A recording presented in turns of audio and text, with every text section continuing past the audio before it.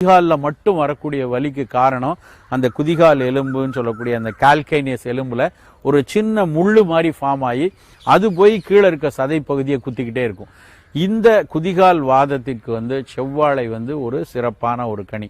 இந்த செவ்வாழையை தொடர்ந்து சாப்பிட்டுட்டு வர்றவங்களுக்கு அந்த புண் ஆறக்கூடிய தன்மை, அந்த குதிகால் எலும்பினுடைய முள் குத்தி குதிகாலினுடைய சதைகள் புண்ணாகி போயிருக்கும். அதை மாற்றக்கூடிய உணவுப் பொருளில் செவ்வாழைக்கு ரொம்ப ஒரு முக்கியமான பயன் இருக்கு. இப்படி ஒவ்வொரு கனி ரகத்துக்கும் சில மருத்துவ குணங்களும் சேர்ந்து இருக்கு.